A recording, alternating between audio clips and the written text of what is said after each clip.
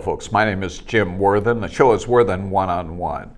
We're here on Channel 17 every Monday at 1 o'clock, Tuesday at 5 o'clock, and Friday at 7 o'clock.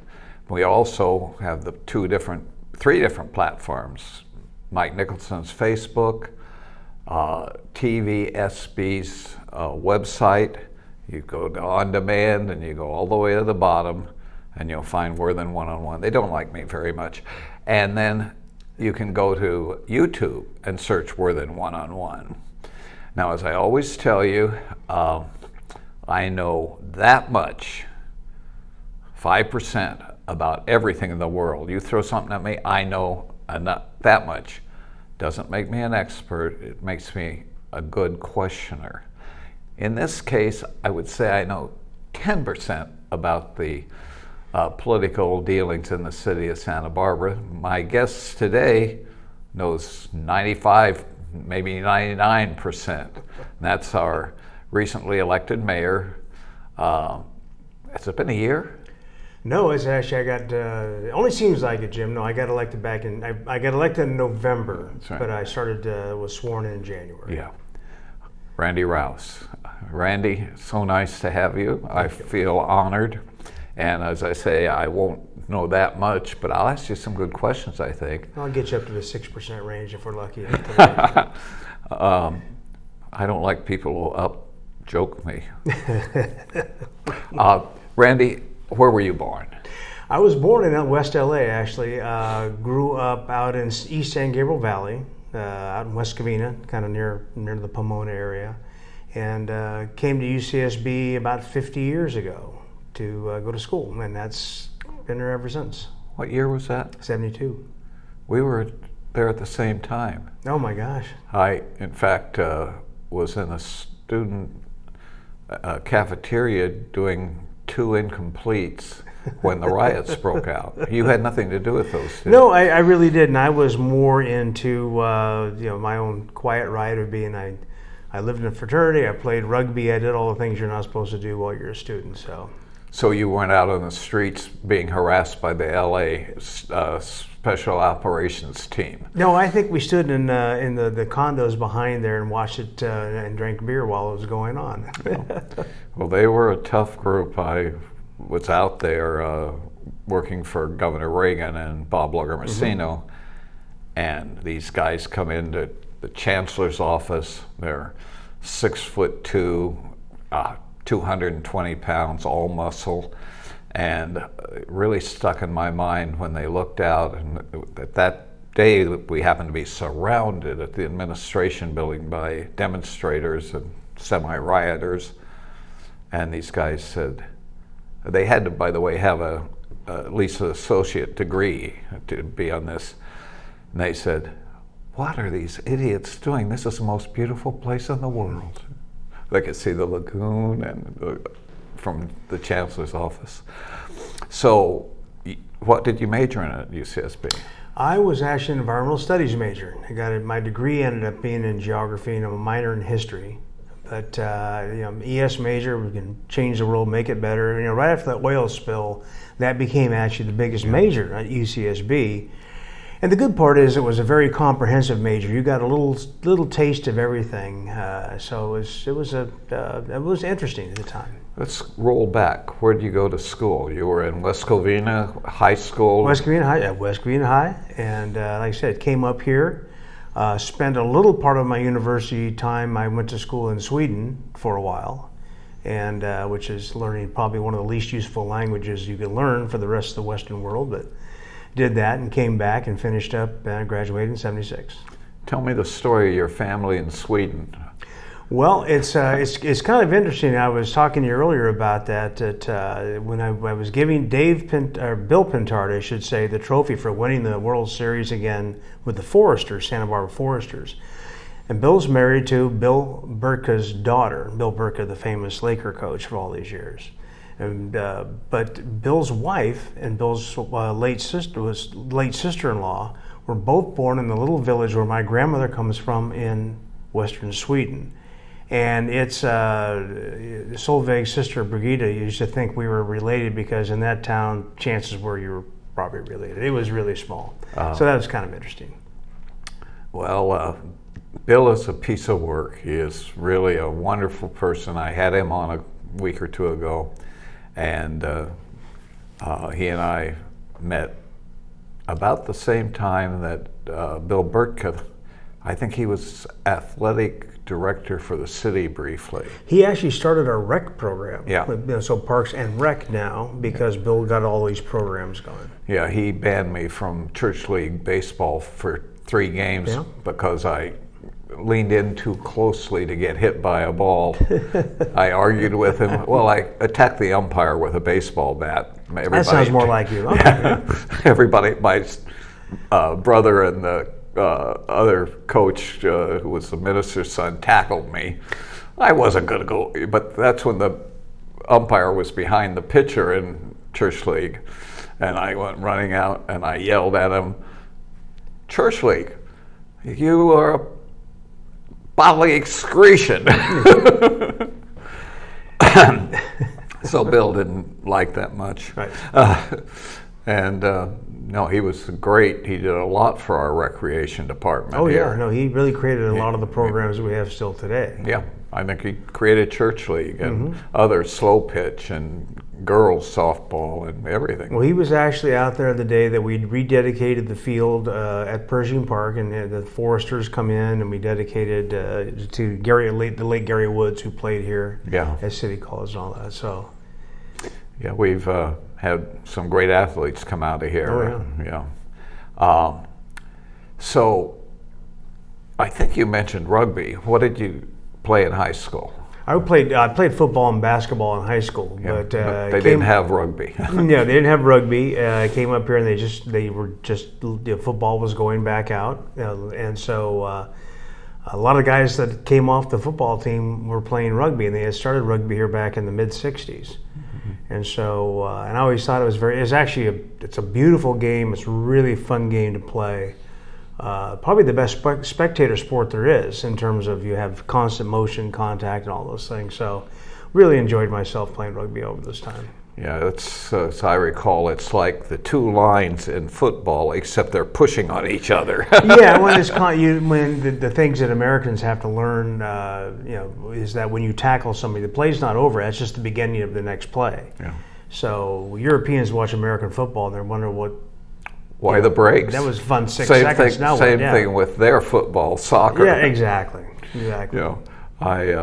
My family in Seattle are associated with the Sounders and have season tickets, and they don't stop. And if they are forced to stop at the end of the game or end of the half, they add minutes on for the time they stopped. But it's a fun sport. Yeah. Particularly if you have a DVR and you can run through the slow stuff till they score a goal. No, I mean, if you grow up with it, which I did not, but if you start to watch it and understand it, you realize how much strategy there is in the entire part of the game. So it's the most popular game in the world. Yeah. So what do you play in football? I was actually an offensive lineman and a linebacker. So. Yeah, it was. So I was a little man playing in a big man's role, but. Well, I'm older than you, but at 145 pounds in high school at Hayward High, I was an offensive guard and a linebacker. Well, it sounds. I was, I was a little closer to 200, but it was still, still kind of small potatoes. I was meaner. Yeah, you must have been. Yeah, I had on my team. I was junior. Was. Del Rio. Oh, no kidding, Jack Del Rio? Jack Del Rio, yeah. Wow. And his brother Tony, who, when I was a senior, Tony was a third-year senior. He just kept recycling and not graduating. Yeah. It's not supposed to do that in high school, but yeah, I know what you mean. Yeah, but Jack was a great guy to work with. And he went on, I harassed him when he came to UCSB as the All-American catcher for USC. And then he chose football. And Yeah. I think he's still coaching somewhere, although he's getting pretty old. Yeah, he went. I think he was the Panthers coach for a while, and then I'm not sure now if that's. I haven't really followed it that much. I've been a little. My daytime job gets me a little busy these days, so. His brother was crazy as a loon, and that's good for a linebacker. Yeah, linebacker should be a little. Yeah, a little off. On one kickoff, I think I blocked or tackled going after the receiver 4 or 5 times and got 4 or 5 penalties. So you're at UCSB, environmental studies, but history, which kind of gives you a context. You're not, history didn't start, as with many of our students today, with the year you went into college. No. And I particularly had a penchant for Roman history. I had a favorite professor in that, and but I just found it was so fascinating to have it taught in a university setting as opposed to just the timelines and the dates and the way it was fed to you in high school, and so I thought it was fascinating. The university at the time, I mean, I realized, I don't know why I was so sage back then, but I realized I was going to school and getting a liberal arts education, and there was no promise of a career. Matter of fact, in the mid 70s, there were no jobs. That's how I ended up in the restaurant business because. Tell me how you started. Well, first of all, family. Yeah. Wife, children. I don't know. Oh, I've got my wife Janet and I've been married since 1988. We've got a son and a daughter, 32 and 29, and they're both actually living here in Santa Barbara, which is nice. Yeah. And so what do they do? Well, my son actually just recently he was working for the Santa Barbara School District. He is not even sure what you call his title. He was kind of a quasi superintendent, but he's the guy that integrates technology into policy. And so he's actually doing that on a consultant basis for other educational institutions all over the place. And my daughter works for a website company here in, well, it's remote now, and everything went remote. She was in central LA working. And now she's here. No grandchildren yet, according to both my children who are, my wife is a little chagrined about that. She'd like to start having some grandkids, but not yet. My daughter started having grandchildren at 21. Oh. So I have great-grandchildren. Oh, man. 2 of them. Well, you got you're a couple legs up on me then. Yeah. I lie about my age, folks. So you're in the restaurant business. Mm-hmm. I think I first met you when you were just going into politics, but tell us about the restaurant business. Well, when I got out of UCSB, like I said, I actually left and I traveled for a couple of years, came back into town, tried different things because when I was in college, I'd worked at Chuck's Steakhouse as a waiter and a bartender. And my then future partner and I were both working there. And he went to work for a couple other guys we went to college with, who started the Enterprise Fish Company. Oh, yeah. And worked for those guys down in Santa Monica, and eventually we thought, okay, here we are. He's got his English degree. My degree at the time was in geography, and I went, okay, what do you do now? If you want to live in Santa Barbara, you start your own business. So we got the old La Paloma Cafe. The old lady that owned the building was arthritic, tired, wanted to not do it anymore, but was willing to lease it out, so we made a deal with her, and then we started the Paradise Cafe. And I did that for 38 years. Wow. Great place, great bar, and great lunches for people downtown. And as I recall, I could go in there at 11 or 11:30 and get an omelet even. But if you had money, I'd do anything you wanted to. No problem there. So, 38 years. How did you handle the unions? Well, we did. There was no real culinary union in Santa Barbara at the time. I think there may be 1 or 2 union houses that go way back. I'm not really even sure about that. But a lot of times when you have people that are in businesses like restaurants and whatnot, they're there as students or single moms. They're doing part-time work, and the union, you don't have that many full-time 40-hour employees. You have a number of them. And I had some of those people work for me for over 30 years. But the unions per se kind of get in the way of the people that are doing, nowadays they call it a gig economy or whatever, but somebody that wants to come in and work 2 or 3 days a week, that's a student. Think what I did when I was at UCSB. I mean, it was a great way to make nice money per hour, be around young, good-looking people, and drink discount beers at your own place. I go, I don't even know why I quit doing that, to be honest with you. Now, time-wise, you may have overlapped with two of my favorite restaurateurs, George V. and Milo Casagnola. Mayoral Casagnola. Oh, you talking about at the old Harbor Restaurant? Yeah. Harbor Restaurant, Lobster House. The Lobster House with Al Steinman and that whole crew. Yeah. Yeah, when once we were open outside of Chuck's Steakhouse, we were when I sold, it was the longest single owner place in Santa Barbara. Even though Harry's had been there, but it changed hands. Right. As had Joe's, and so. We hung in there for a long time, but yeah, the original Harbor Restaurant, of course, burned down in that fire in '73. And I remember the Lobster House, now where Rusty's Pizza. Yeah, all that stuff is right. So anyway, but those are classic old places for sure. It's where all of those of us who work downtown would make the circuit. Your place, Yep. the Lobster House, and at night.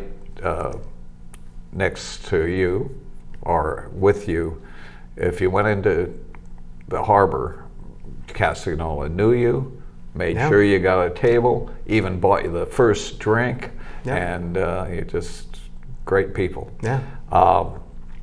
So while you were there,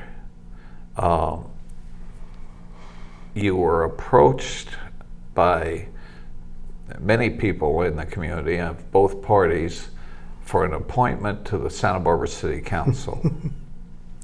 And who did you replace? I replaced Doss Williams. Doss ran for, during his first term, he ran for, let's see if I get this right. He ran for supervisor and that didn't make it. And during his second term, he ran for assembly and did make it. Right. And so there was an open seat, and they wanted to have an appointment rather than, special elections are very expensive. Yeah. So we did an appointment. It was interesting because I was pushed and shoved mostly by my old friend Dale Francisco, who you know. And I think I signed in about with 10 minutes to go on the deadline to sign in. So we went in there, it was packed house, there was 46 candidates, and they ran it like a game show. And so, but because Doss was already gone, there were 6 council members, and the vote just went 3-3, 3-3. They'd list a new slate of nominees with 3-3, 3-3. And I actually was getting up, put my jacket on, and I told my wife, I told Jan, let's just go have dinner because they are never going to break this deadlock. They're too far apart. And then suddenly, as we stood up, Grant House crossed over. And he goes, I've worked with Mr. Rowse on a lot of committees and commissions, which I was involved in city stuff before. And I really think he'd do a good job. And all of a sudden, boom, next thing you know, it was like a shotgun wedding. I was up there getting hand on the Bible, getting sworn in, which is kind of funny because I was wearing a tweed jacket over a Hawaiian shirt. So it was like kind of a harbinger of fashion statements to come. And there it was. And Grant got a lot of flack from his party and his supporters because that's, and of all the people that were there, there's probably a dozen people I would have picked over me personally, but they couldn't agree, and they ended up agreeing on me. So now on the more community-oriented rather than party-oriented side was Francisco, Self, and Hotchkiss, right? So Grant probably thought you'd be a swing vote, but soon on many issues there was the 4 of you against the 3, and sometimes some of them crossed over. Yeah, we didn't really have that many close votes, to be honest with you. There were it was a little bit of a time of change. It was a real time of panic for those people in different parties who wanted to try to control council. And as we spoke about before, council by its definition and nature is nonpartisan, should be nonpartisan. Mm-hmm. And the parties try to insert themselves all the time, but I always feel like if you're paying attention to partisan politics, you're really not doing your job as a council member. We really should be pretty agnostic when it comes to that, at least when we're in that building. So, but it was interesting watching the give and take. Certainly Dale and Michael self were very interested in the traffic calming devices that were bumps and we don't use the bulb out. We don't use the B word anymore, bulb out, but curb extensions, mid-block roundabouts and whatnot that were they're so dangerous. Well, and we actually did have some issues with some of those, and they were going to put a big median down the middle of Chapala Street, which the fire department wasn't in love with either. So we kind of cooled that into that a little bit, and but we actually got along. Helene was our mayor at the time, and we she agree or disagree with Helene Schneider. The woman was the mayor, and you knew who the mayor was, and she ran the meetings right, and we actually got along pretty well for people that were from disparate ideologies. Yeah, it's interesting. You say partisan shouldn't enter. At that time, and they weren't partisan on the council, Frank Hotchkiss and Dale Francisco served on the Republican Central Committee. Mm-hmm. But they didn't take that into the chamber. That's exactly right, because they understood the role, and the role was actually the day-to-day running of the business. We do infrastructure and we do public safety, and ideologies can be talked about or asked about and whatnot, but they really shouldn't. They shouldn't weigh in on your decisions. Your decisions aren't politically based. They should be citizen service based. What's going to do the best for the city? And if you're actually trying to have allegiance to your ideology or your party, I think you're actually missing a chance to serve in the way you were elected. Now, had Al Trimbley left as police chief? Oh yeah. No, by the time I got there, it was Cam Sanchez was the police chief, and Cam was the Chief Sanchez was there. Oh, I get my dates mixed up. I want to say he was gone in 2000, either 15 or 17. 15, yeah. And then we had Chief Luno, and then when she left and Chief Arroyo took over, is our current acting chief. And then we'll be bringing in to swear in Chief Kelly Gordon, who's our new chief, very soon here. On Cam, I had several interesting interfaces with him over Sergeant McGrew. Mm-hmm. Who I got into a tussle with in a bar because he wanted it, and I didn't know he was a police officer, but he was a drunk in a bar who wanted to take me outside. So I went and talked to Cam, and he explained that Mike's son was dying of cancer, and Mike was really troubled and was drinking too much. Which he doesn't anymore. He's sober now. No, yeah. So we're wonderful friends. We laugh about it that he wanted to go out with me, and I thought I'm glad you didn't engage with Mike's a big guy. Yeah, but he was so drunk. One punch down he goes. I thought I wouldn't want to try that, but okay. And we laugh about it, and he is a great Christian leader too, as mm-hmm. Cam told me that Mike's got all these personal problems, but he's a man of faith and he'll work through it. Sold me. I was in to sign a complaint, and I said, no. Yeah, Mike's a good man. Yeah. And so the Cam got into trouble over two incidents that caused him to leave. One was a thing up on Shoreline Drive where they were having the reception for his daughter, and a guy standing 1,000 feet away was yelling things at him. Yeah. And instead of ignoring him, Cam went over and confronted him. and even had him arrested after Cam pushing him. But Yeah, it was and not a great move. But. And then he was using a police vehicle to pick his daughter up at the airport, and that was kind of the last part of the. Yeah, that part I gave him a pass on that because there had been certain issues and whatnot, and she, it's kind of a long story, but that was just fine. But the thing in the park, I mean, he just, that shouldn't happen. It was Wayne Scholes who ended up running for mayor later on. But Cam served us well. He was police chief for 16 years, and that's a job that's really not designed to be that 16 years. Right. Most chiefs are brought up into the chief level their last 5 to 7 years of their careers, and there's kind of a reason for that. It's very stressful. It can be very political. The issues before that council, as you say, were traffic calming. We know the bulb outs.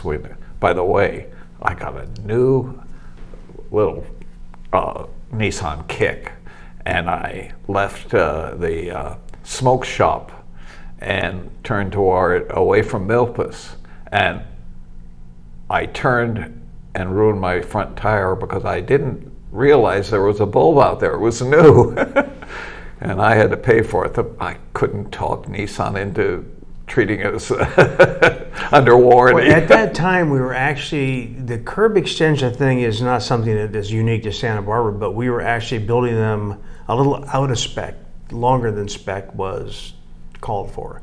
So precisely that. People were turning and running into those things.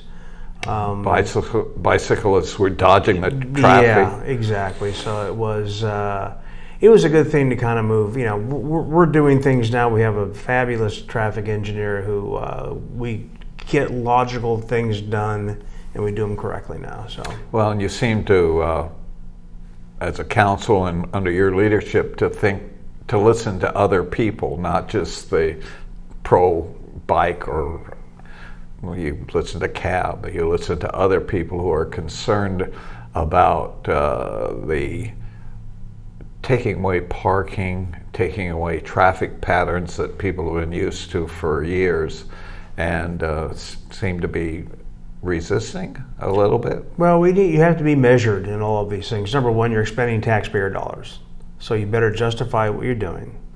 And there's a lot of things people are going to disagree on. As you know, CAB comes and testifies at most meetings, especially if we're doing infrastructure things. You stay awake. I hear where the other council members sleep through it. Well, I've known Scott for a long, long, long time. But it's important to get all those perspectives because as I've found out in my life, I'm not always right, although I like to think I am, but that's not how it goes. So sometimes those perspectives are very edifying. Yeah, he been at it over 25 years and had many important and knowledgeable members of CAB, and you've shown them respect. I mean, you even were no other mayor, and I don't know, except going back to Hotchkiss, council member that come and sat down with 15 or 20 people and shared your thoughts like you are today with them. Give them that perspective. Glutton for punishment. Huh? I'm a glutton for punishment, obviously. I think they were very nice to you. I was there. No, they were. It was Scott. They really appreciated it. Well, one of his complaints is roundabouts, and another one of his complaints is that the city and the state seem to ignore the environmental laws and the requirements that, for instance, the roundabout at Las Positas kind of blew it by the Coastal Commission, and that was before your time. No, it wasn't actually. I was on council at the time, and I actually that was my district actually when it happened. And I've lived up on the Mesa in my house I am now since 1985, so I've been on that a lot. And it's true, the rest of the world, rest of the West world anyway, uses roundabouts regularly. We're getting used to them. But I do know that in the evenings on Las Positas, that so that stop light would back up all the way to the tennis courts. And so now the roundabout really does function well.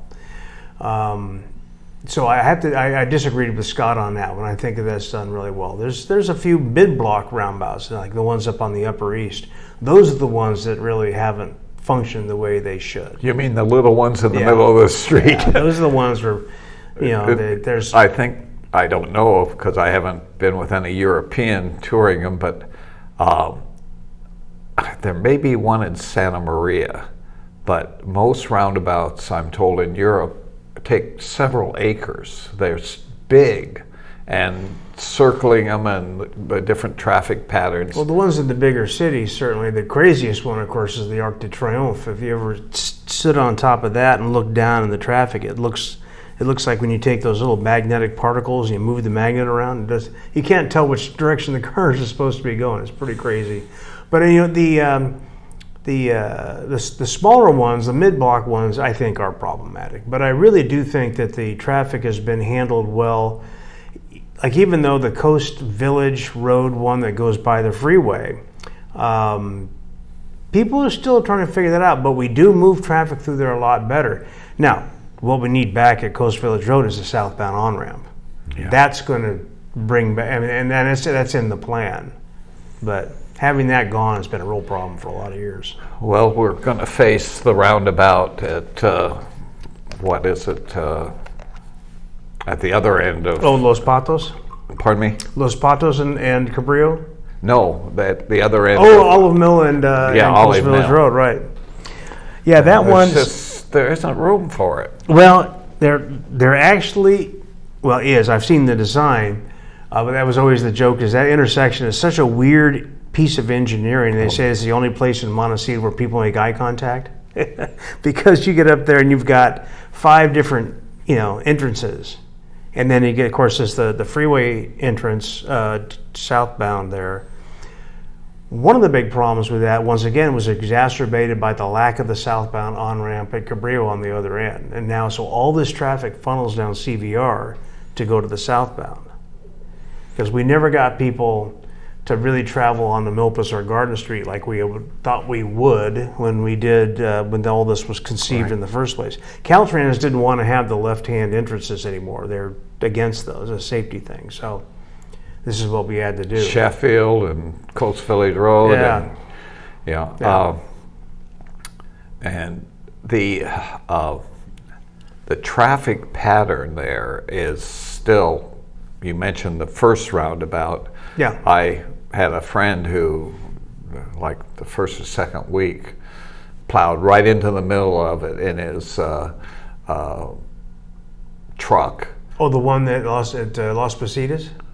No, the one at Hot Springs and. Because somebody did that to the Las Positas one the first night it was open. Well, my friend was drunk, and we had to bail him out. But there's been one death caused by roundabouts, and that was up in Lompoc, in the fog, the new roundabout out toward Purisima Mission. And a fire truck plowed right into it in the fog. I remember that. And killed one of the firemen. So they're good and safe if people are paying attention. People, like I said, it's a cultural thing. I thought I was going, when you go down to a place like Barbados or someplace, and they make the roundabouts, because we spent, $1.7 million on the one at Las Positas and Cliff. And they use an old tractor tire and paint it white. And stick it in the middle of the road. You drive around the tractor tire and going, reuse of a product that's no longer viable, and it works just as well. I go, I love it. And not a lot of gardening every week. No, it's just gardening trucks tractor tire every with week. a stick in the middle of it. It's great. And if you hit it, you don't do as much damage. We mentioned the different roundabouts. You're going to be. Did we talk about the one you're going to be facing? A lot of people don't realize that Coast Village Road is part of the city, and that's ancient history. And we'll talk about parklets, but is the one that is supposed to be at that end, the hot springs and built more and Bill Road, right? yeah, is it done as far as it going to happen, or? Yeah, no, it's going to start construction this fall. So yeah, that ship has sailed. So we'll be doing that, and that's we're talking about the traffic on Coast Village Road, and of course the whole park thing has been coming back up and forth about parking and all that, and that's going to exacerbate that. In a really just sane world, we would have the southbound on-ramp before we got to do that in my world. Yeah. But this is the way, the funding comes down in grants and Caltrans and whatnot. Then you have the jurisdictions between the city and the county, and there's all sorts of cooks in the kitchen on this one. And Caltrans has the biggest stove. They got the biggest stove, and that's where the money. There's Measure A money, and there's highway. So how long will it be that traffic is funneled down Coast Village Road as they're doing construction, and that's moving closer and closer? It's past Sheffield, and the roundabout completed. I should know that because I actually sit now in SBCAG, but I don't know that off the top of my head how long it's going to be. I do know it's kind of interesting. I was always very critical of Caltrans as an agency for years, but I worked with them pretty closely after the debris flow in Montecito, and I was pretty impressed with those guys and the stuff they do. And since then, we've been working together on the HOV lanes down through Carpinteria and whatnot. And they've, to me, I don't know if there's been a change in culture or what, but they really seem to be able to move things along now in a way that it still seems like it takes forever. There's still more money than you can imagine. But I have a lot more confidence in those guys now than I used to. You mentioned the mudslide. I have a friend who dug out the pictures. You may have heard of him, Robert Ehringer. Oh, yeah. And he dug out the pictures of the 1945, the 1960, the 1965, and the most recent mudslide. And there's a history of the water coming down cold springs and hot springs, and bringing mud and boulders and filling up the freeway. In doing this new roundabout, how are we not allowing that to come down and be forced down Coast Village Road and into the freeway both?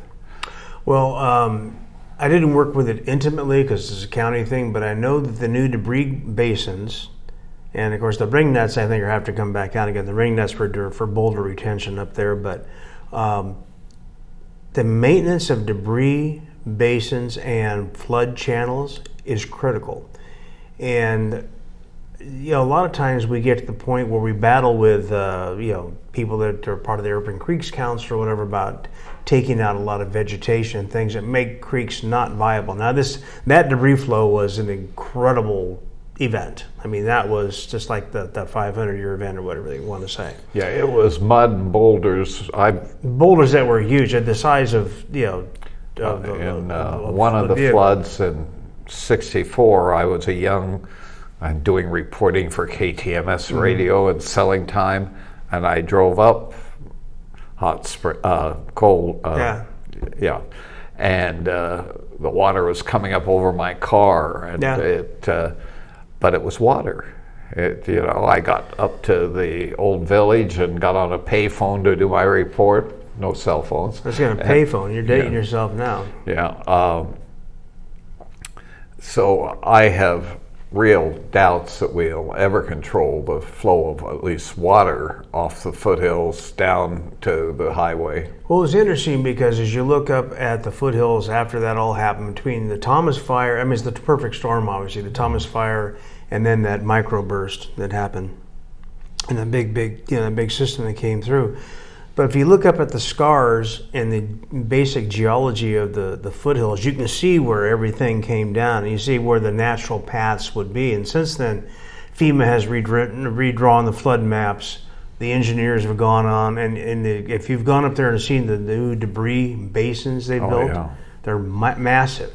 And they clean them out after. You got to clean them out constantly, and that's, I mean, frankly, we have one in Santa Barbara, the Laguna Channel, that goes down to the weir gates that come to, the lagoon area in Santa Barbara, and arundo and other kinds of non-native plants fill those in, and I'm going to say we need to get down there and clear all that out, and they go, wow, there's an ecosystem. I go, it's not an ecosystem; it's a shopping cart down there. I mean, we need to maintain those, even though it never seems like it rains here. But when it does rain here, it can rain like crazy, and we've seen that. I've been through, in the last 40 years, I would guess, 2 years that we had 40 inches of rain. Yeah.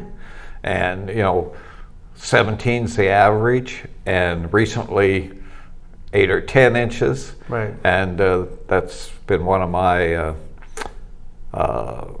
arguments against the parklets on State Street, because I've stood on State Street when it was not gutter to gutter, but storefront to storefront, and if they didn't sandbag up 2 or 3 sandbags, it was going into their stores. And I don't think we can deny that nature may come back with that. No, you're exactly right. The storm system is designed for that. If you look at a topographical map from the Mission down to the ocean, I mean, that's one big drainage, really. So, and in front of my old business, I'd watch the water going by gutter to gutter, storefront to storefront, 25 miles an hour down the road, just humming. So, yeah, and this is one reason why we're talking about we need to make these parklets portable, so that if we have a predictable storm event, we can move things out of the way and let the storm drain system work the way it would. We also because they would, like big trees do in a river. Yeah, they'd make things make a dam. You bet. That's my contention, and Public Works feels the same way. So we have to get beyond the political aspect of it and get into the practical aspect, which is protecting property, which is what we need to do by saying, hey, it's Weather Service says we're going to have this thing coming up in 72 hours. We need to clear the streets and clear the drains. Well, also doing that, making the parklets smaller and portable, gives us a chance of reopening State Street for our 5 parades that between them bring 500,000 people onto State Street. The thing about the parades is that it's part of our culture, it's part of our history. I think the part that people talk about, well, wasn't it okay we do the parades over there? I go, the parade is one of those times when you really show off that architecture that we've painfully put together on State Street and down that corridor. And you got people up on the balconies and the verandas looking down on the parade. You're walking by there. And, when you're in the parade and you're going by at that parade horse clip clop pace, you really appreciate it more than you do in a car. Because you're really looking slowly and you're looking up at people because they're waving as you realize how incredible that street really is. Yeah. And so, I'm one of the people that probably is in favor of bringing the parades back. And frankly, we can have parklets, but if they're portable, then we can have it all. We just need to cooperate. Yeah, I think the restaurants that think they need a bigger parklet are asking the public to aggrandize them beyond what they deserve. And I have friends who own restaurants that have bigger parklets and fill them on a nice day, but they didn't open their restaurant with that. So it's the public that is... Well, it's the public domain, it's the public right-of-way. Now, the public is enjoying the whole parklet scene. I get all that. But that street is more than just that. And that street is also home to businesses that aren't restaurants, for whom the parklets do nothing. And so we have to get a very circumspect view of this and just say what's going to work for everyone. And I told my old colleagues, I was one of you guys. I know what you've gone through. I went through all my recessions. I borrowed money at over 20% when I opened my business. Things were really high back then. Right. Been through all these employment things where wages went up and never got a PPP loan or never got any free place to rent. That's right. You opened during the Jimmy Carter years. I did, yeah. And I remember them painfully well. And so we're looking at, what's going to work for the whole community. We have to look beyond just our own little world. And I get it. I mean, it's this business, well, all business, I think, it gets harder every year. And these guys are hopefully not, but maybe even staring a recession right down the gun barrel right now. I don't know. Right. But been there before, seen those before. It's tough. I'm going to hit you with a complaint by the people in Carpinteria, Montecito, and the Mesa and the Riviera and downtown. Why in closing State Street did you drive seized candy out of the city, out to Goleta? We're not going to all drive out there. It's all part of my physical health program. It's all going to be organic, and it's all going to be just juice bars now. It's a lot of landlords are still trying to recover as well as tenants. We had those moratoriums on rent. We had all those things. We never had a moratorium on property tax, by the way, just on rent. Yeah. And as little businesses like C's or places like that are trying to make it or not make it, and they're going, hey, the ground isn't fertile here right now. It'll be more fertile out there. Mm-hmm. But the other side of the coin is we are signing leases again back on State Street. It's starting to come back. My goal is, before we have whatever the grand plan is going to end up being, is to get all those stores, all those storefronts repopulated. Yeah. Because you don't close a small street and make it busy. If you're going to do something different to a street, make sure it's busy now, so that whatever you have works. You're not just exacerbating the problem, making it even more of a desert than it is. Well, I like See's candy. You can buy me a box if you go out to Goleta. You get that online now too, Jim. Yeah. The other complaints have been that it isn't just State Street.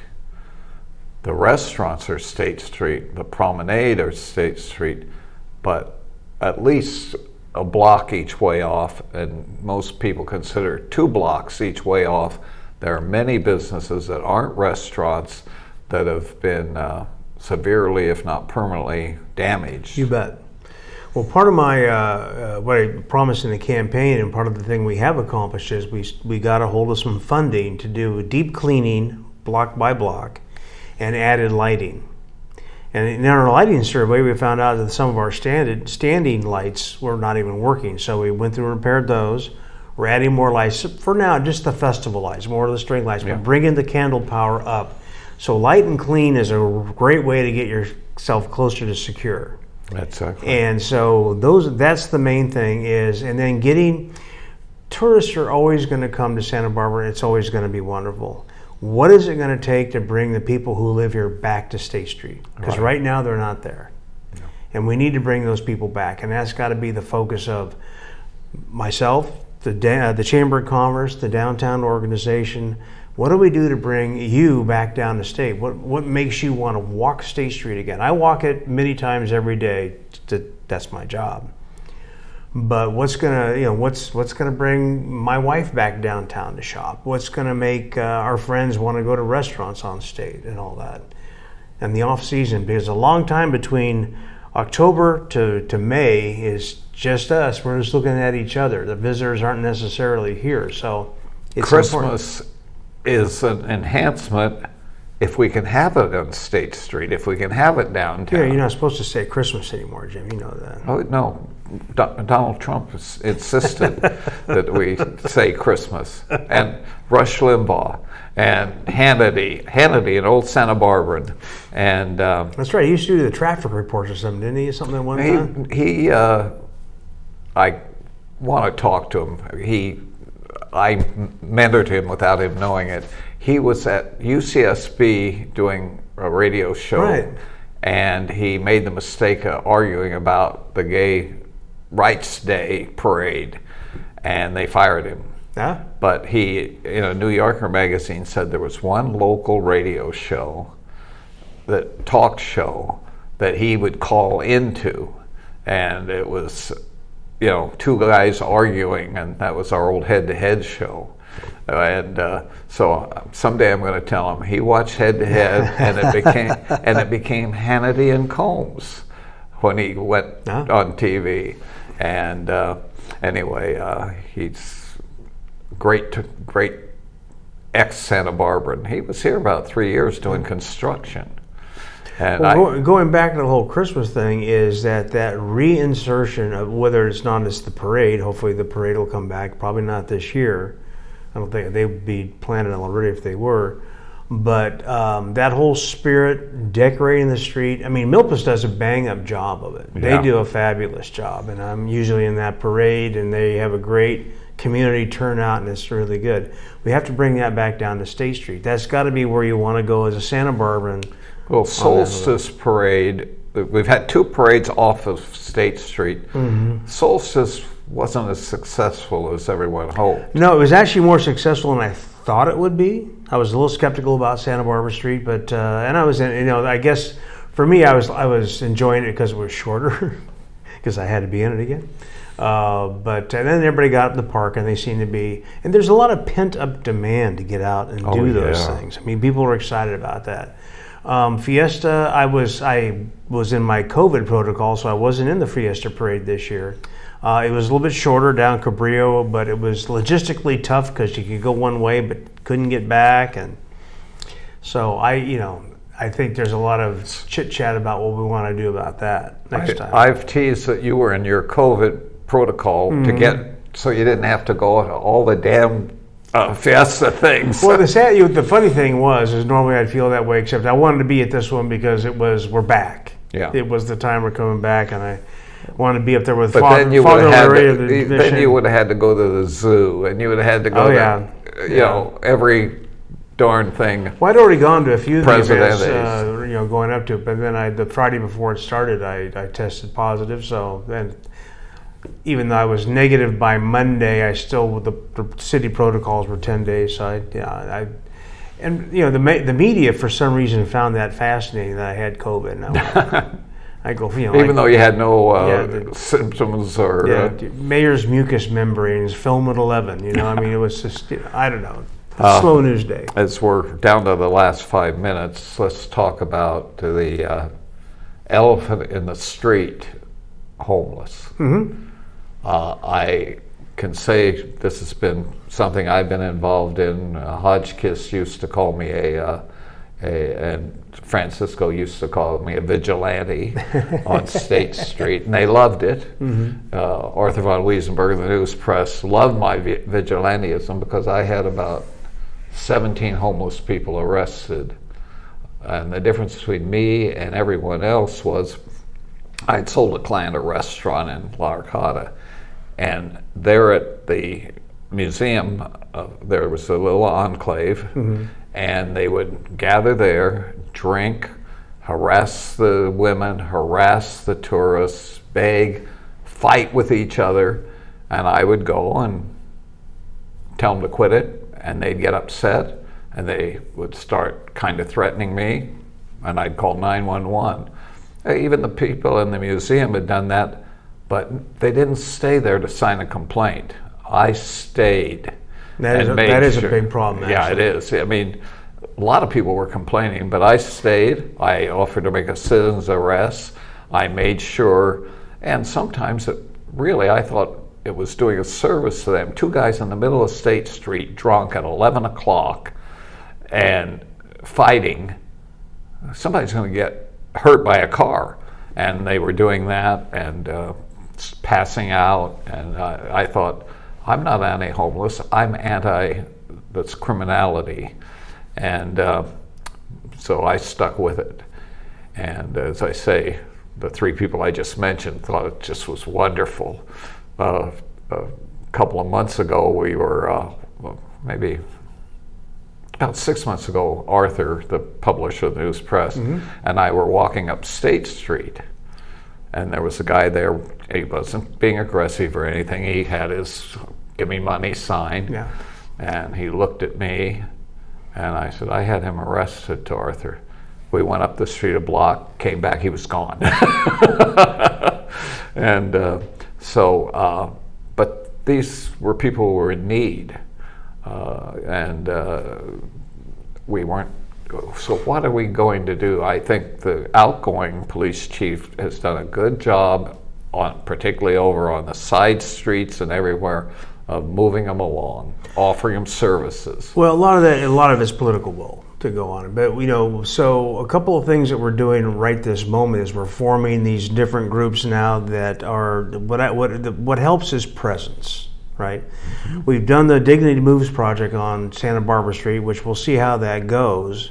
We've also worked with Caltrans to fence off some of the areas where the encampments were, and clean out, the highways. So I've been walking with. We're going to walk State Street next week. We walked Milpas together with the police chief and a few folks. We're going to do State Street. We're going to do these.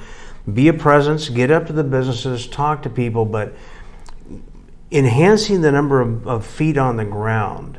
And they don't necessarily have to be full cops. They can be what I call professional staff, or Barney called professional staff, which would be like our VIPs, even our ambassadors and whatnot. Just getting eyes on the prize helps. It helps, one thing, it helps report what's the behavior that's going on.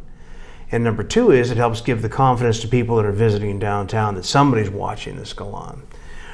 So as we populate these groups, and I've been working in the parks on Thursday with the different things, and like I said, we need to not make the park into a clinic or a station.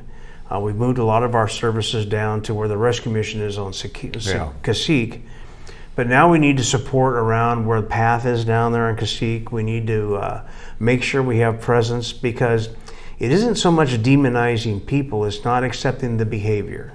So we need to set boundaries. We need to say we're not going to, if you want to be a part of the community, you're part of the community, but you have to behave in a manner that's. We learn with normal people, you can't enable them. You can't be part of their problem, and we've done that so much with the homeless. Well, we do it in the way, the analogy I always use is this: when you have somebody in your family and they're an addict or whatever the problem is, your counselor will say, embrace them, love them, but don't let them take you with them down that path. Give them boundaries. Societally, we do exactly the opposite. Yeah. We just keep giving with no things. A lot of people are looking for boundaries, are looking for rules, are looking for limits. And I think we need to provide them. Yeah, there's a small criminal element that gives homelessness a It's terrible, very few. It's really small. Yeah, it's really small. Quite small.